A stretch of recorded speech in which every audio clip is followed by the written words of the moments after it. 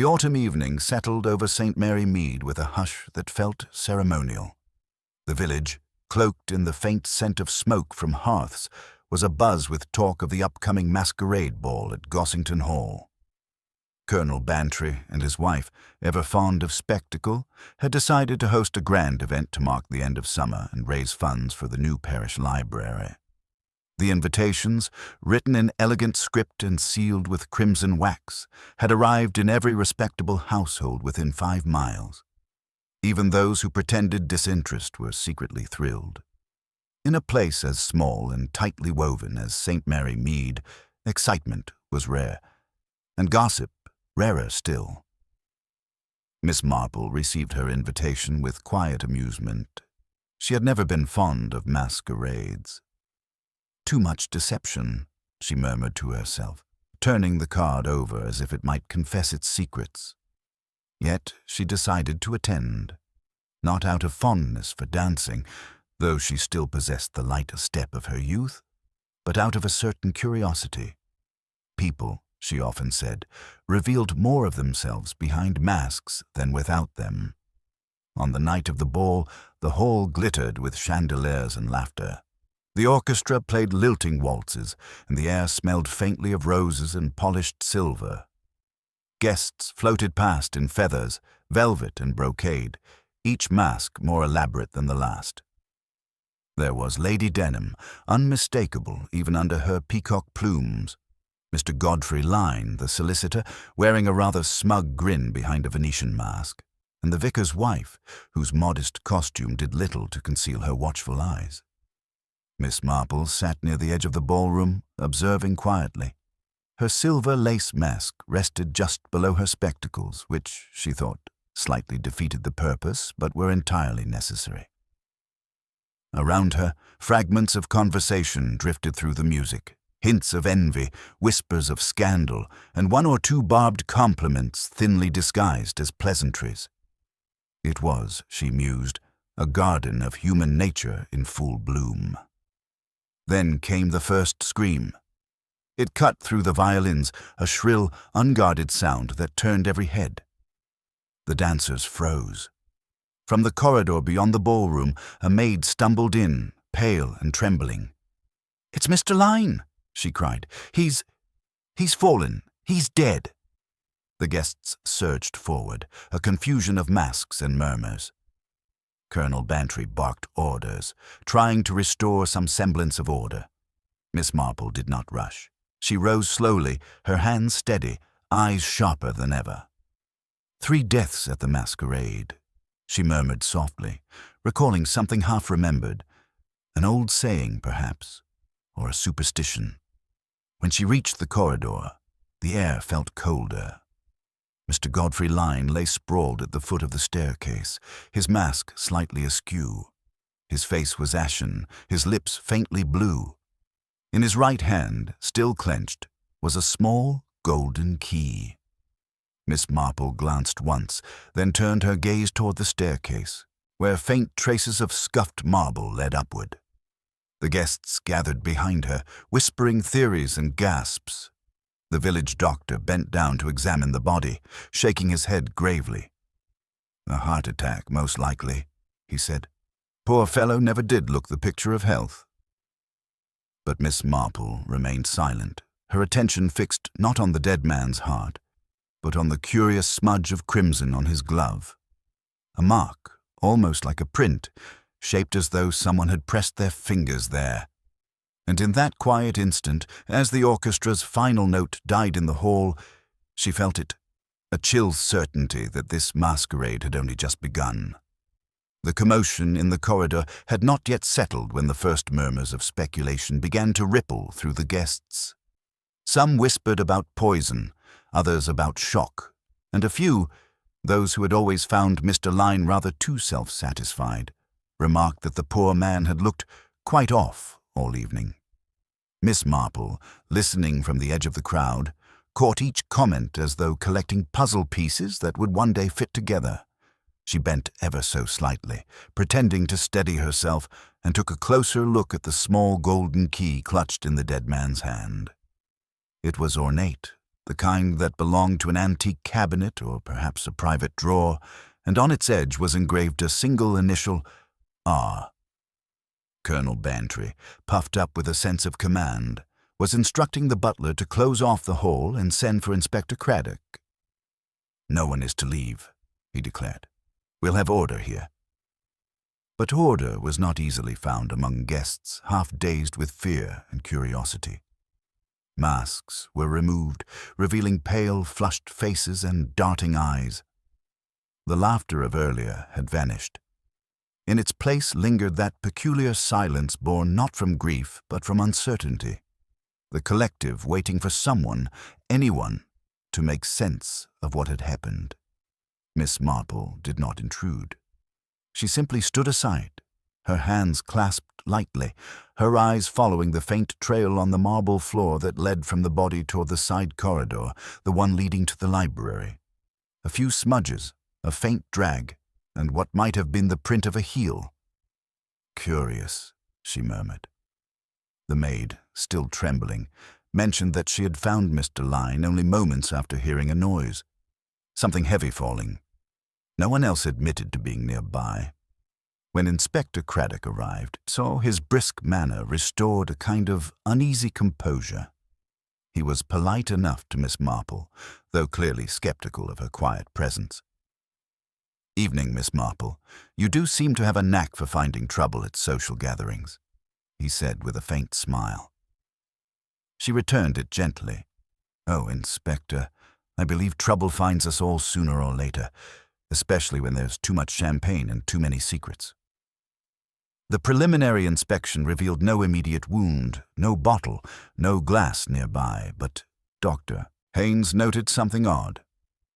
"His pupils," he said, lowering his voice, "constricted, almost unnaturally so. That's not heart failure." Craddock frowned, jotting something in his notebook. "Poison, then?" The doctor hesitated. "Possibly, but not the usual sort. We'll know more after the examination." Miss Marple's gaze shifted to the staircase above, where the faintest movement caught her attention, a curtain stirring slightly at the gallery's edge, though no breeze passed through. "Perhaps," she said softly, "it wasn't only Mr. Lyne who fell tonight." Craddock followed her line of sight, but by the time he reached the landing, the curtain hung still. By midnight, the guests were gathered in the drawing room under close watch. Some dozed uneasily, others whispered in tight, anxious circles. Lady Denham dabbed her eyes with a lace handkerchief, though, as several noticed, she hadn't been particularly fond of the deceased. The vicar's wife prayed aloud in tones too loud for comfort. Miss Marple, seated near the fireplace, watched them all with serene attentiveness, as though their words were threads she meant to untangle later. It was then that Colonel Bantry, flustered and red-faced, entered with news that struck the room into silence. "Another's missing," he said. "Reginald Smythe. He was here not an hour ago, dressed as a harlequin, you remember. No one's seen him since the body was found." Miss Marple looked up at once, her expression unreadable. "Reginald Smythe," she repeated. "Ah, yes, the one who always keeps the company laughing, but never truly smiles himself." She leaned back, thoughtful. "Then perhaps, Colonel, we shall need to look not only for who killed Mr. Lyne, but for who might wish to vanish altogether." Outside, the church bell struck one. Somewhere beyond the hedges, a fox barked, sharp and lonely. And inside Gossington Hall, among masks discarded and secrets tightening like a noose, Miss Marple's quiet eyes lingered on that golden key, still resting in its evidence bag, as though waiting to unlock something no one yet dared to name. The hours that followed were long and heavy, filled with the dull murmur of unease that never quite settled into silence. Inspector Craddock had taken charge, directing constables to search the grounds for the missing Mr. Smythe. Lanterns bobbed faintly beyond the tall windows of Gossington Hall as men combed through the gardens and along the hedgerows. Inside, the guests remained gathered in the drawing-room, too restless to sleep and too anxious to leave. Every clock ticked louder than seemed possible, each sound magnified by the weight of what no one yet dared to say aloud, that this was no mere accident. Miss Marple sat quietly near the hearth, her knitting needles moving with deliberate rhythm, though her eyes were on no particular stitch.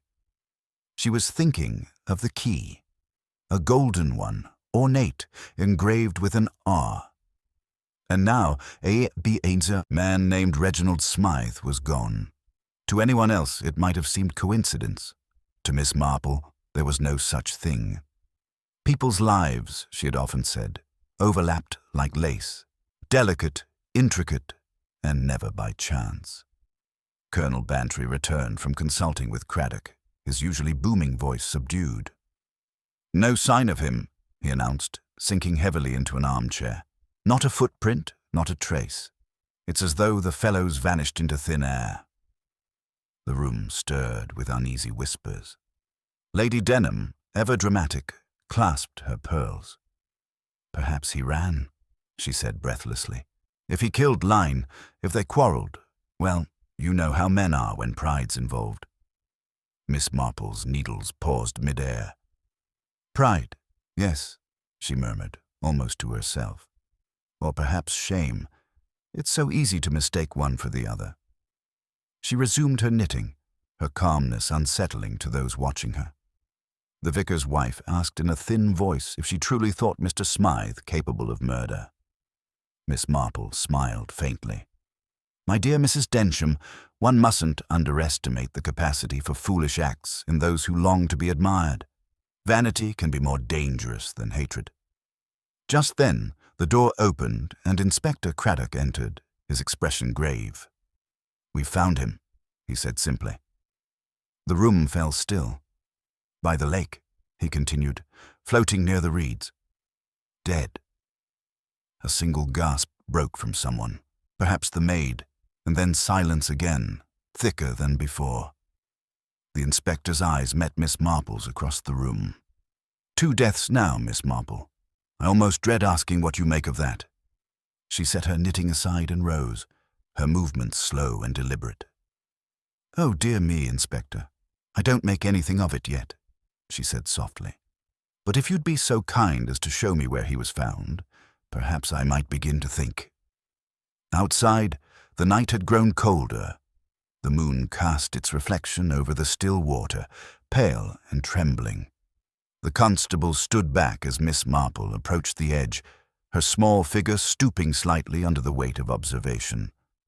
Reginald Smythe's mask, a harlequin's, had been retrieved from the reeds and now lay beside his lifeless body. The painted grin on it gleamed faintly in the lantern light, grotesque in its cheerfulness. Craddock explained what they had found. No visible wound, no weapon, nothing but damp footprints leading halfway down the path and stopping abruptly. "It looks as though he walked straight into the water," he said. Miss Marple studied the ground. "Perhaps," she said. "But if so, he didn't do it willingly." Her eyes lingered on the path. The footprints were deep and irregular, as though the man had stumbled or been dragged. And near the grass, barely visible, something glinted faintly. A button, shaped like a small silver rose. She bent and picked it up carefully, holding it to the light. "Ah," she said quietly, almost to herself. The masquerade indeed. When she turned back toward the hall, the first pale light of dawn was brushing against the trees. 2 dead men, 1 vanished key, and now a clue that spoke not of passion or chance, but of planning. As she walked beside Inspector Craddock, Miss Marple's eyes were thoughtful, but calm. "You see, Inspector," she said gently, "1 death at a masquerade may be misfortune. But 2, that's choreography." By the time the sun rose over St. Mary Mead, a thin mist still clung to the gardens of Gossington Hall, softening the edges of everything it touched. The house, usually a place of laughter and music, now seemed subdued, as though it too sensed the weight of what had transpired. The guests had been permitted to leave only after long questioning, and most departed looking years older than when they had arrived. Miss Marple, however, remained. Inspector Craddock, knowing her habit of noticing what others missed, had asked, politely but with a hint of resignation, that she stay nearby. She had agreed, with that mild expression of hers that made one forget she was, in her quiet way, often several steps ahead of everyone else. The bodies of Mr. Lyne and Mr. Smythe had been taken to the coroner, though the air of finality was far from complete. Miss Marple and Inspector Craddock stood once more in the library, a room lined with oak and filled with a lingering scent of tobacco and wax. On the desk lay the golden key, now cleaned and resting in a small evidence tray. Miss Marple examined it closely, her fingertips hovering above it, but never touching. "You see," she said softly, "its pattern is quite distinctive. Victorian by the look of it. Not for a drawer, I think, but for something more personal. A box, perhaps, or a private cabinet." Craddock frowned. "We've searched the hall from cellar to attic. No locked drawers, no cabinets without keys. If this belonged to something here, we'd have found it." Miss Marple smiled faintly. "Oh, Inspector, people are rarely so careless as to leave the things that matter in plain sight, especially if those things might matter too much." Craddock sighed. "You mean someone hid it deliberately?" "I mean," she replied gently, "that someone meant for it to be found, but by the right person." Her eyes drifted toward the large portrait over the mantel, an oil painting of the late Sir Percival Denham, the former owner of the Hall. His gaze, stern and faintly amused, seemed to watch them both. "Tell me," she asked, "how long have the Bantrys owned Gossington Hall?" "Just under 10 years, Craddock replied. "Bought it after Sir Percival's passing. Why do you ask?" Miss Marple's knitting bag, as always, hung from her arm. She reached into it, not for yarn, but for a small notepad. "Because," she said, "the design on that key predates even Sir Percival's time. The R may not stand for Reginald at all." She wrote something quickly, folded the paper, and tucked it away before Craddock could glimpse it. "But we shall see." Outside, a constable approached, removing his hat. "Inspector, we've found something by the lake, just beyond where the Harlequin's body was." Craddock gestured for Miss Marple to follow. They crossed the damp grass, the air still sharp with morning chill. At the water's edge, near a cluster of reeds, lay a small wooden box half buried in mud. Its surface was warped with age, but the brass lock gleamed faintly, and the pattern matched the golden key precisely. Craddock's expression hardened. "Good Lord. So this is what the key opened." "Perhaps," Miss Marple murmured. "Or perhaps it was meant to appear that way." He crouched and opened it carefully. Inside, wrapped in damp velvet, lay a bundle of letters tied with faded ribbon, and beside them, a photograph. Its edges curled and browned. Craddock lifted it into the light. It showed 2 men standing together in front of Gossington Hall many years ago. One was clearly younger Mr. Lyne. The other, smiling faintly at the camera, was Reginald Smythe. But there was a third figure in the background, a woman in a masquerade mask, watching them from the balcony. Miss Marple's eyes lingered on the image, and a chill passed through her that had nothing to do with the morning air. "How interesting," she said quietly. 3 faces. 3 deaths. It would almost sound poetic, if poetry weren't so often born of tragedy. Craddock looked at her sharply. "You think there'll be another?" Miss Marple didn't answer at once. Her gaze moved toward the distant windows of the hall, where Lady Denham was visible, speaking urgently to the vicar's wife, her hands trembling just enough to betray nerves. "I think," she said at last, "that masquerades seldom end when the masks are removed. Sometimes they only begin." The letters from the wooden box were dried carefully on the study's hearth rug, their edges curling as the moisture evaporated in the gentle heat. Inspector Craddock stood beside Miss Marple, his arms folded as the faint scent of damp paper mingled with smoke. One of the constables had gone to fetch tea, though neither of them seemed likely to touch it. The contents of the box were more intoxicating than any warmth could provide. Each letter was written in the same hand, elegant, slanted, unmistakably feminine. The ink had bled in places, but certain words were still legible. Dearest R, betrayal, forgiveness never asked, the child must never know. Craddock lifted one sheet delicately. Love letters, by the look of it. But who was writing to whom? Miss Marple adjusted her spectacles, leaning closer. The signature is missing, or perhaps torn away deliberately. But note the stationery, Inspector. Cream, heavy, embossed with a crest. That's not the sort of paper used by just anyone. She traced the faint emblem pressed into the corner, a rose entwined with a crown. Lady Denham's, if I'm not mistaken. Her family had it made for her engagement. Craddock frowned. If she wrote these, that means she was involved with one of the men, Lyne or Smythe. Or both, Miss Marple said softly, with no judgment in her tone. You know, people often forget that the most respectable facades conceal the most delicate cracks. She turned toward the photograph once more, still resting on the desk. And yet, there's something else here. The woman in the mask. See how she stands apart, watching. I rather think she was the one who never stopped watching, even after the photograph was taken. A quiet knock interrupted them. It was the constable, looking uneasy.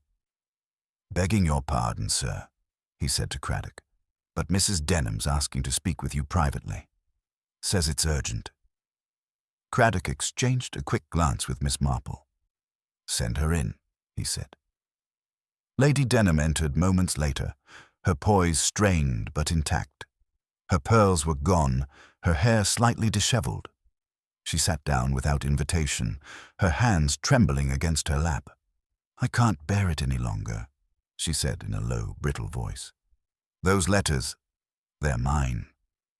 Craddock said nothing, merely waited. They were written 20 years ago before I married Sir Percival. Reginald Smythe and I were close, foolishly close.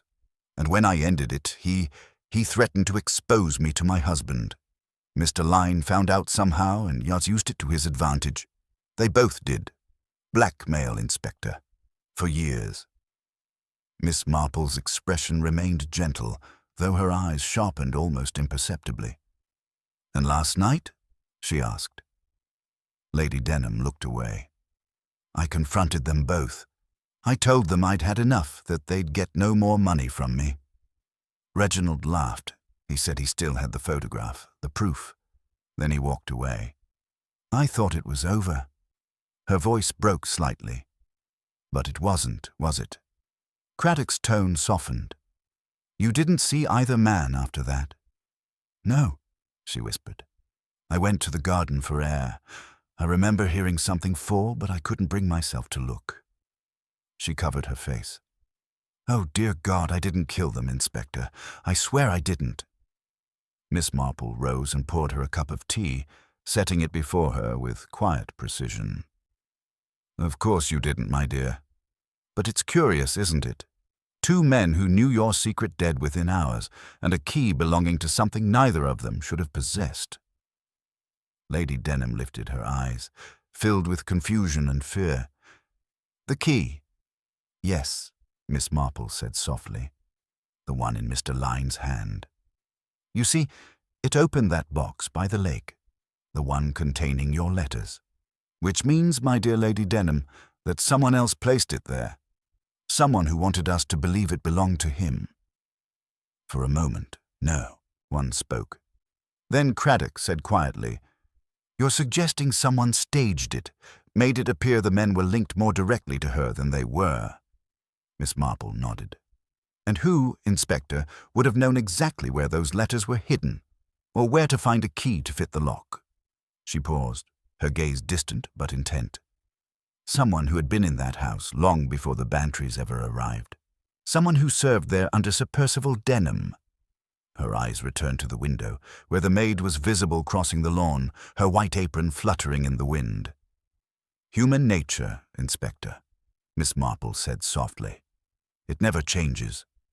Loyalty can curdle into resentment, and resentment, when kept long enough, becomes a most dangerous thing. Inspector Craddock followed Miss Marple's gaze toward the figure in the garden.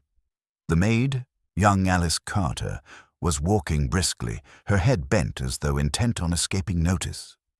The morning light caught the edges of her pale hair, and for an instant she seemed almost fragile, a picture of rural innocence.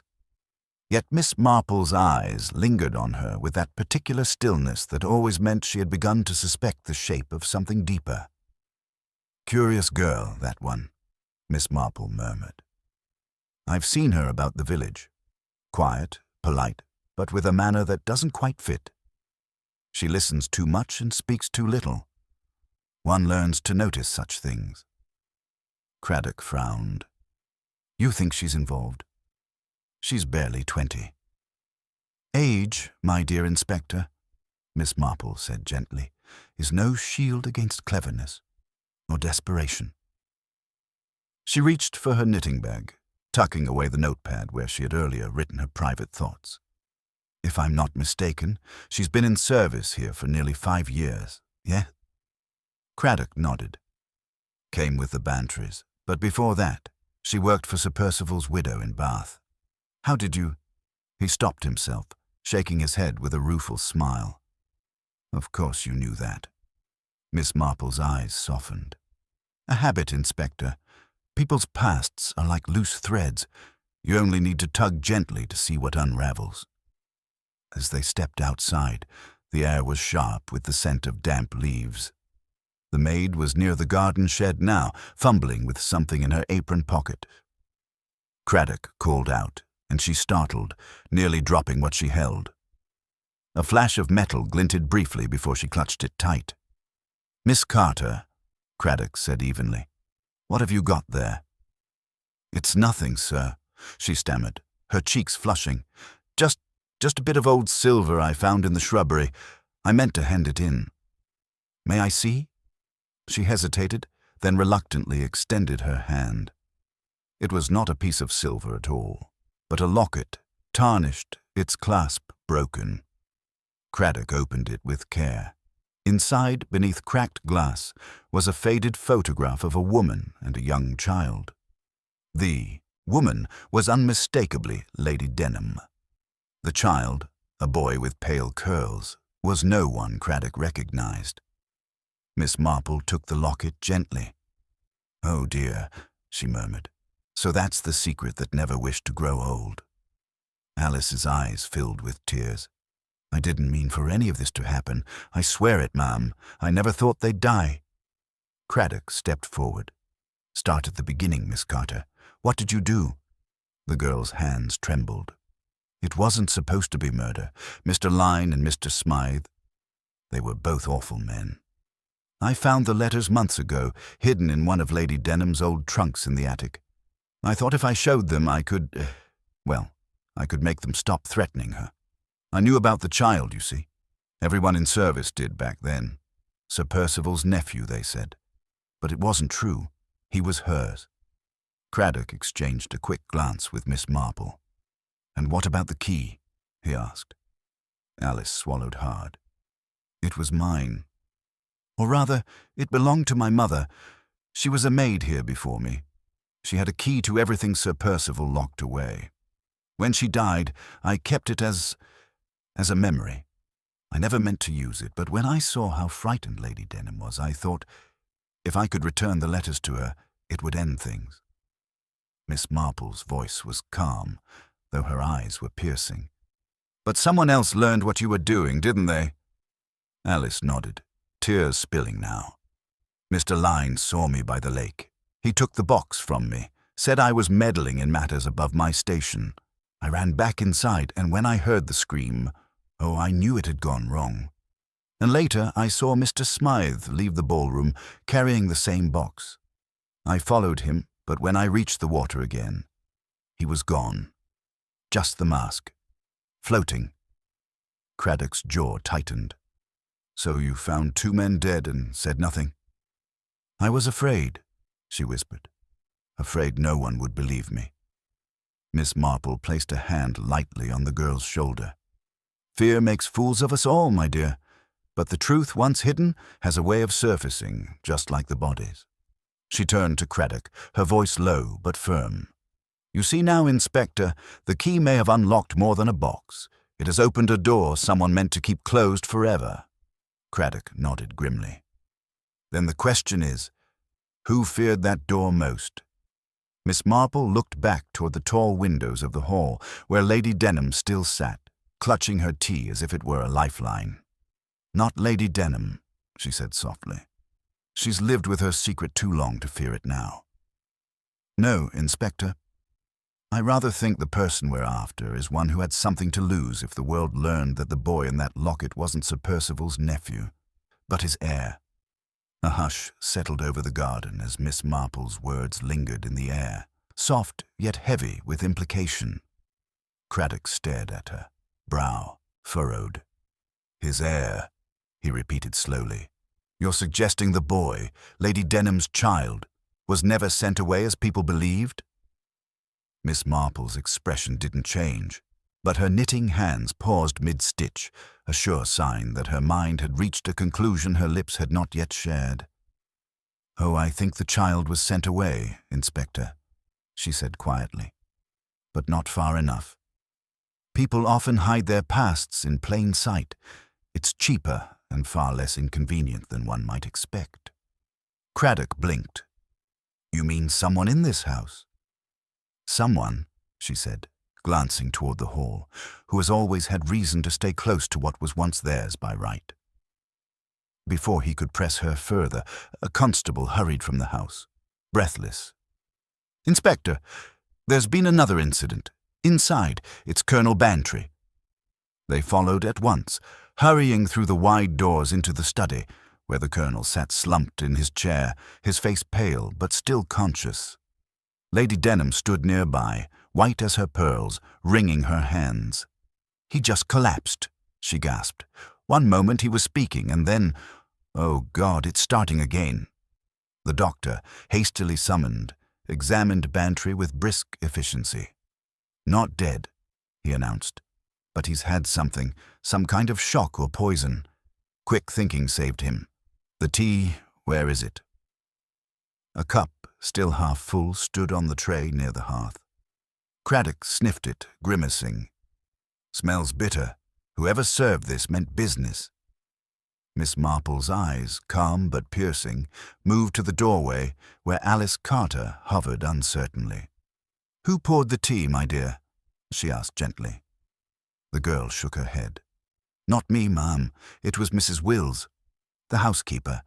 She brought it in just before you went outside. Craddock's gaze snapped to the inspector nearest him. Find her. Now. But before they could move, a voice floated from the corridor, hoarse, trembling, and strangely resigned. You won't have to look far, Inspector. Mrs. Wills stood in the doorway, her uniform neat, her hair pinned severely back. Yet her hands, gripping the frame, trembled with the weight of years. I knew this day would come, she said. It always does, when lies fester too long. Craddock's tone hardened. You poisoned Colonel Bantry. She shook her head. No, I meant it for her. Her eyes flicked to Lady Denham, who recoiled as though struck. For 20 years I've watched her live in this house as though she owned it, but it was never hers to keep. Miss Marple's voice remained gentle, almost sorrowful. Because you believed it belonged to your son. Mrs. Wills looked at her sharply, her composure cracking. He was Percival's only boy, she said fiercely. Not hers, not that scheming woman who ruined his name. My son should have inherited everything. But they hid the truth, told everyone he'd been sent abroad. Then she had him dismissed, cast out like a stray. Craddock stepped closer. Your son? Her voice faltered. Godfrey Lyne, she whispered. My Godfrey. He took work as a solicitor, but he never stopped fighting for what was his. When Smythe found the letters, he used them against her. They all used one another until there was nothing left but hate. And now she has everything, and my boy lies in a box. The silence that followed was suffocating. Lady Denham's breath came in ragged bursts, and Miss Marple's eyes, though full of sympathy, did not waver.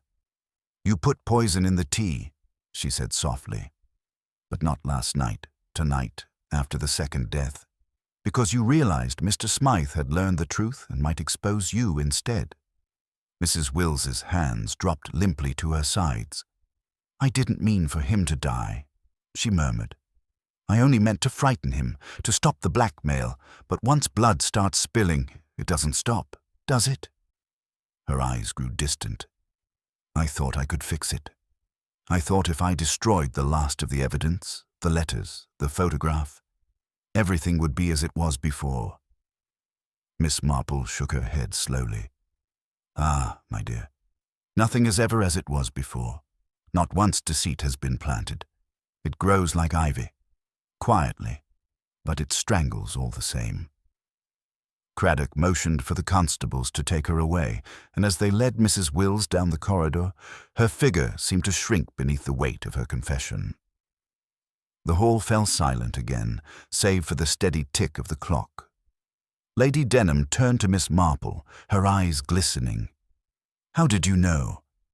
Miss Marple gave a faint, tired smile. "Because, my dear, the masquerade may have ended, but the roles remain the same. Mothers protect their children, even when it damns them. I only had to find which mother had the stronger will." Outside, the mist had lifted, revealing a pale blue morning sky. The masks, the music, the glittering illusion of innocence, all gone. And as the carriage carrying Mrs. Wills disappeared down the lane, Miss Marple stood by the window, quietly folding her hands. "3 deaths at a masquerade," she murmured, "and not one of them wore the right mask." For a time, silence hung heavy in the great house. Even the servants, who had always moved briskly through the corridors, now walked softly, as though afraid of disturbing ghosts. The masquerade had ended, but Gossington Hall still felt haunted, by whispers, by regrets, by the uneasy stillness that follows truth once it has been dragged into daylight. Miss Marple remained at the hall a little longer that afternoon, at Inspector Craddock's request. There were, he admitted, loose threads, and Miss Marple, as everyone knew, had a particular gift for tugging them until the entire fabric revealed its pattern. She found herself once again in the study, where the golden key still rested in its small glass case.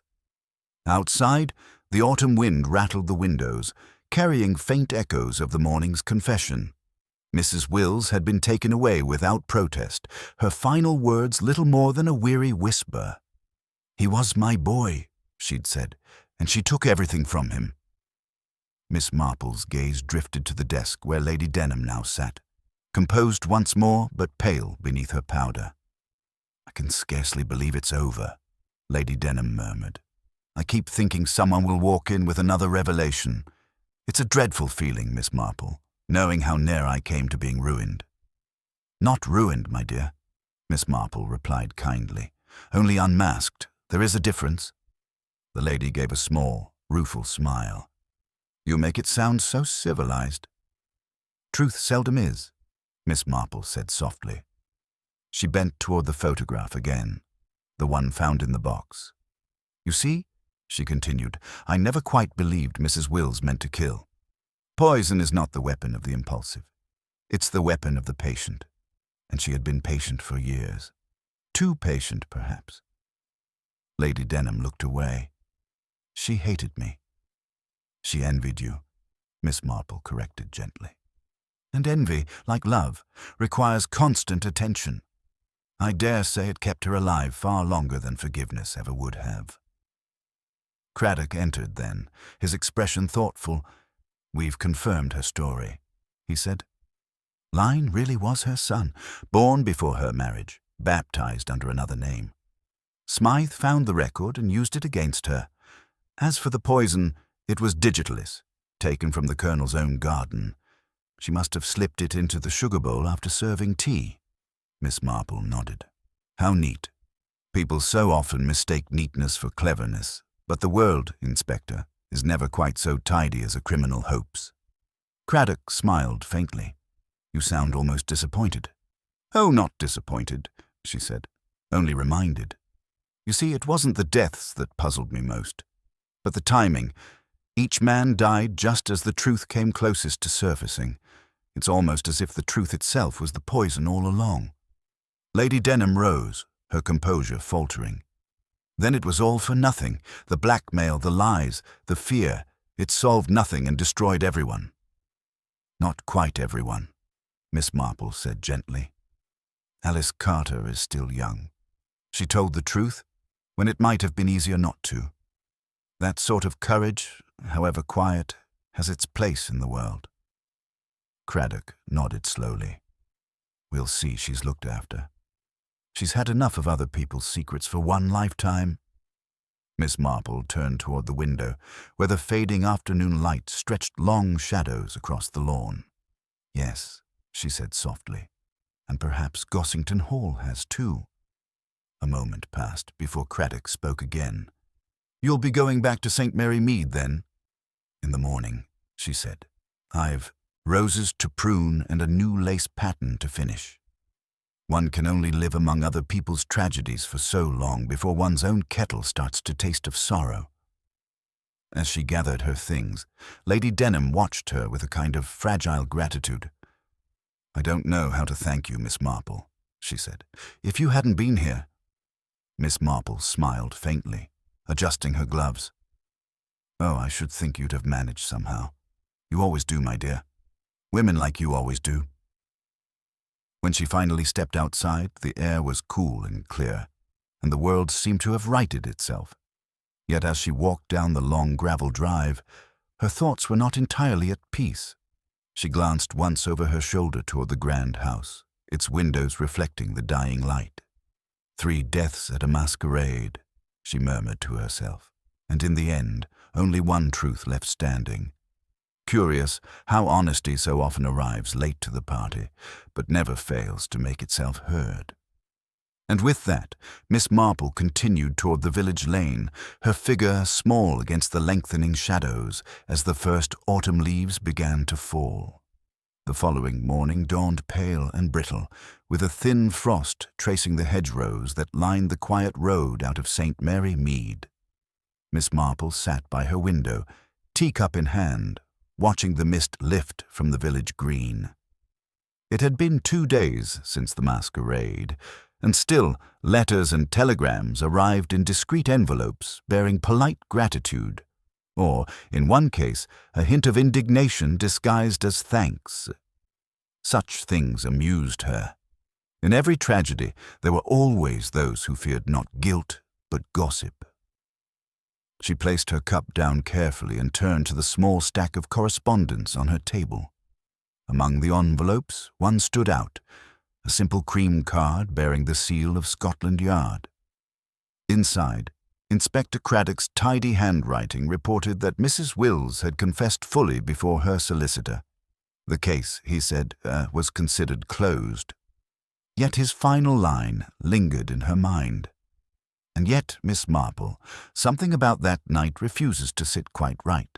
I can't say why, but I suspect you already know.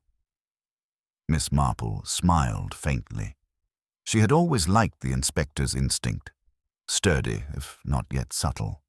She reached for her knitting bag, but instead of the half-finished scarf, her fingers brushed against a folded scrap of paper. She unfolded it slowly. It was the note she had written in the library days before, when the golden key had first been found. On it were only 4 words. R does not stand for Reginald. The memory returned sharply.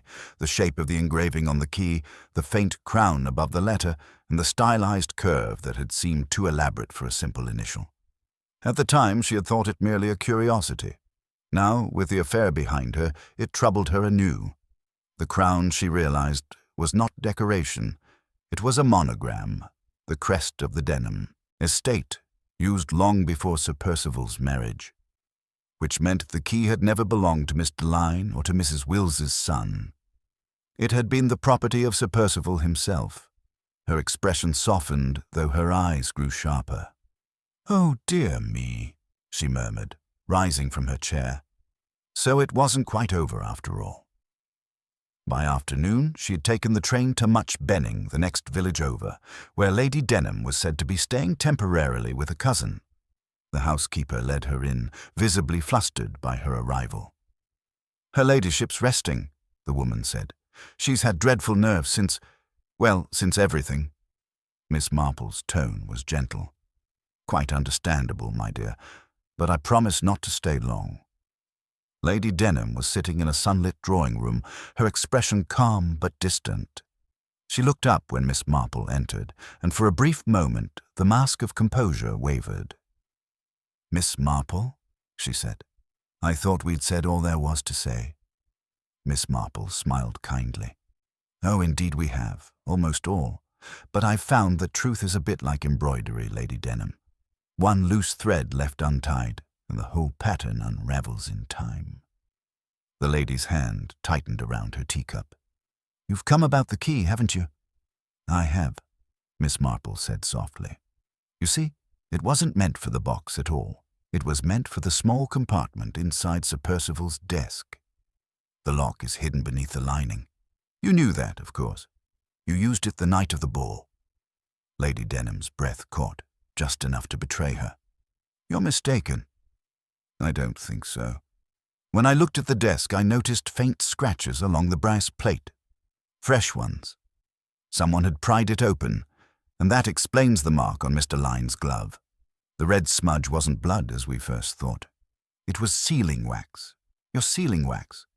You'd used it to reseal the documents before anyone could suspect they'd been removed."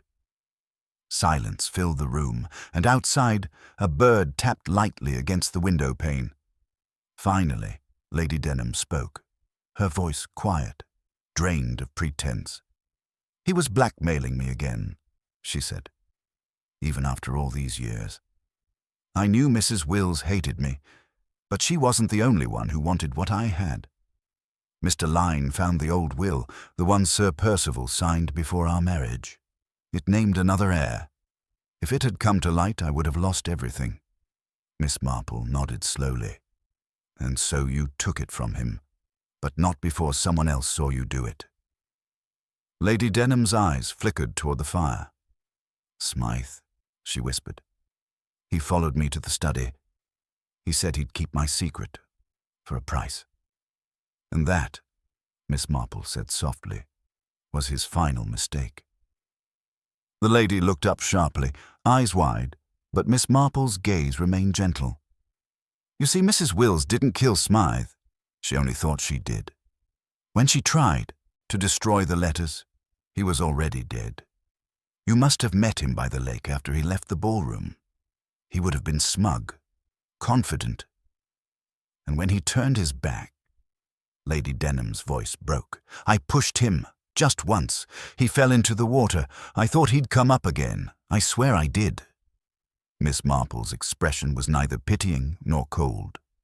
"People rarely mean to kill, my dear, but fear is a dreadful persuader."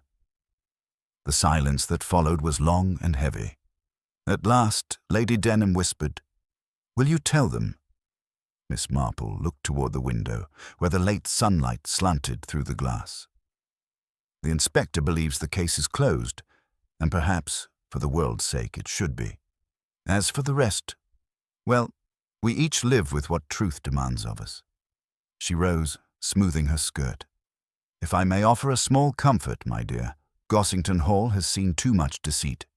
It might yet find peace again, once the living learn what the dead already know." And as she stepped out into the quiet evening, the autumn light fell gold across the fields, gentle and unhurried, as though the earth itself had decided, at last, to keep the final secret. The journey back to St. Mary Mead was quiet, the rhythmic clatter of the train echoing like a metronome against Miss Marple's thoughts. Outside the window, the countryside rolled past in shades of gold and russet, but her mind was not on the fields. It lingered instead on Lady Denham's final words, the tremor in her voice, the desperate composure of a woman who had spent her life surviving appearances. It was all so very human, Miss Marple thought. People rarely set out to be wicked. They simply lost their way in the fog between pride and fear. When she reached her little cottage on Old Pasture Lane, the familiar creak of the gate and the scent of lavender soothed her as nothing else could.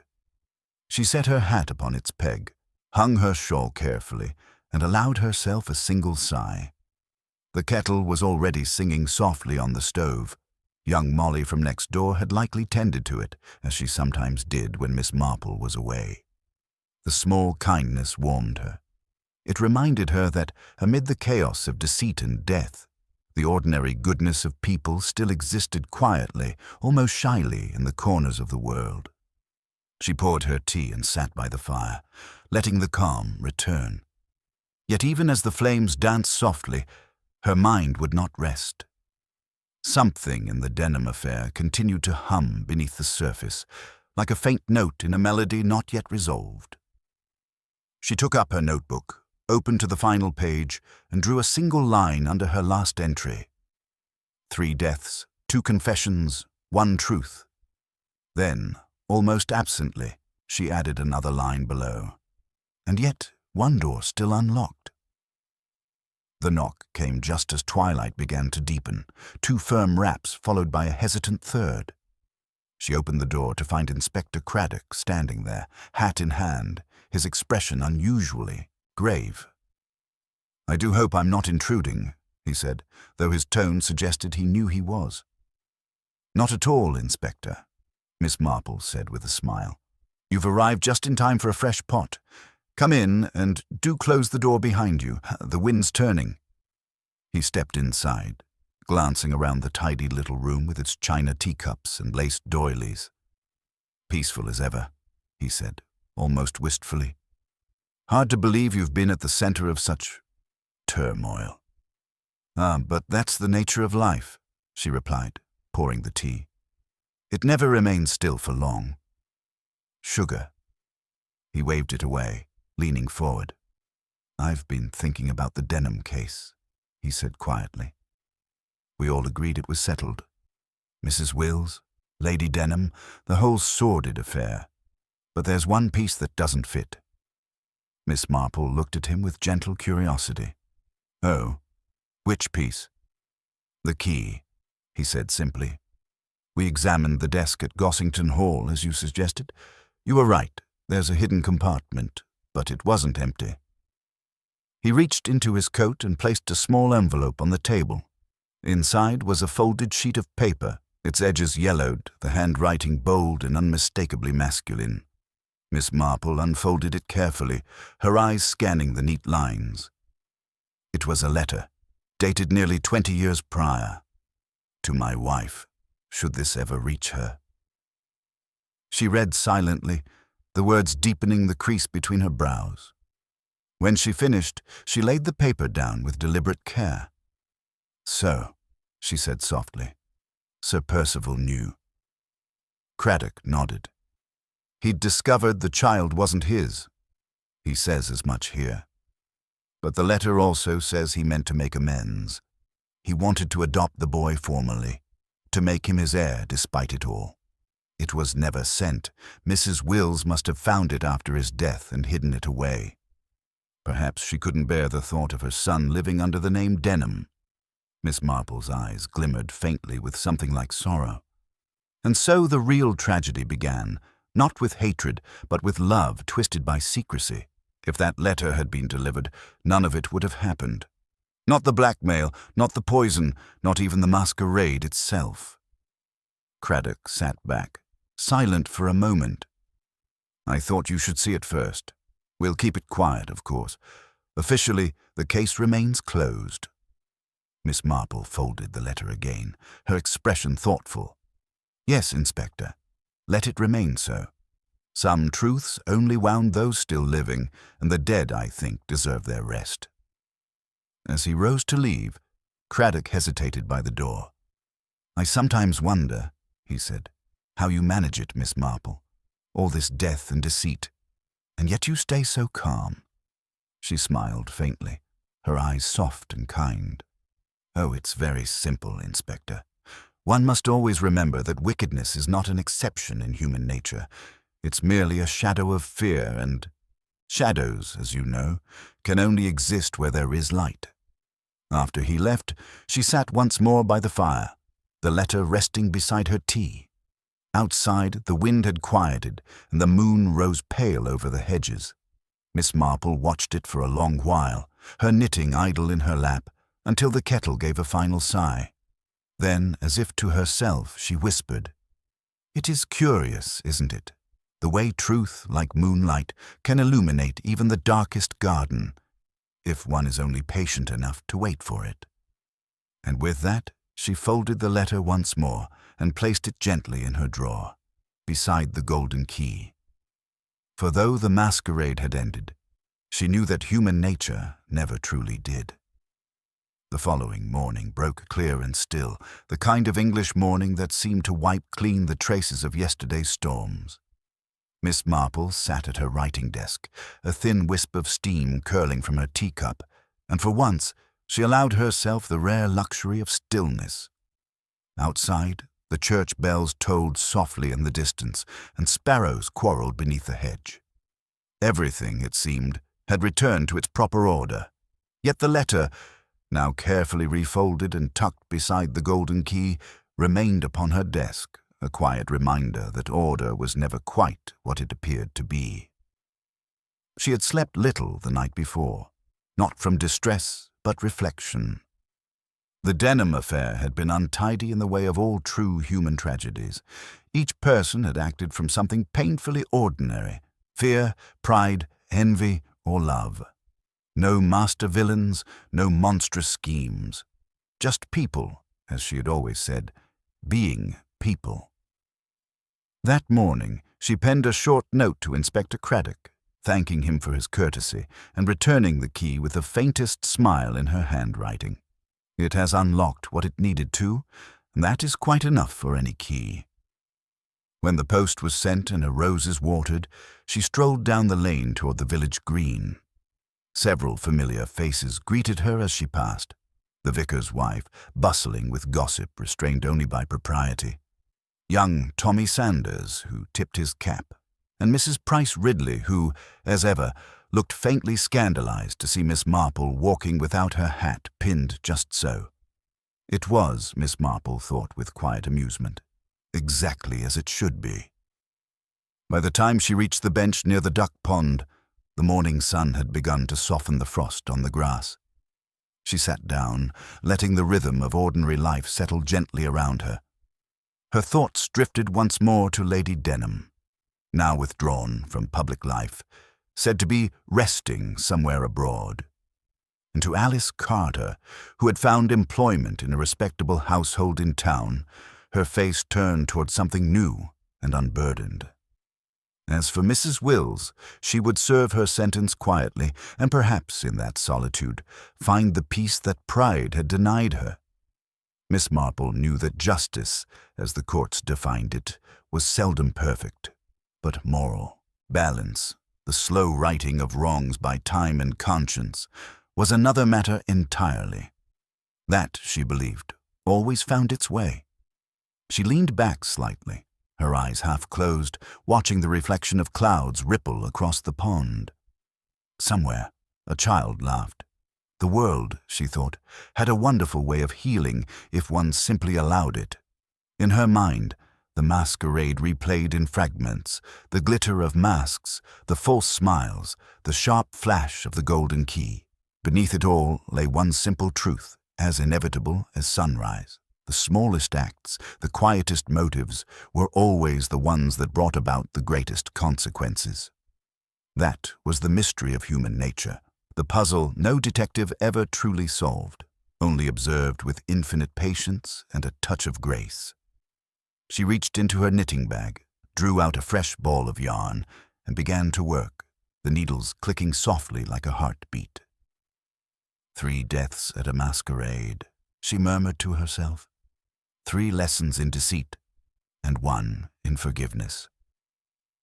The ducks stirred lazily on the water, and the village clock chimed the hour. Miss Marple smiled, her eyes fixed on the horizon where morning light met the curve of the earth. "Yes," she said quietly, almost to the wind. "That will do very nicely." And with that, she returned to her knitting, the threads of her wool looping together as neatly and inevitably as the threads of the lives she had untangled, leaving behind, at last, only stillness and the faint echo of truth. The end.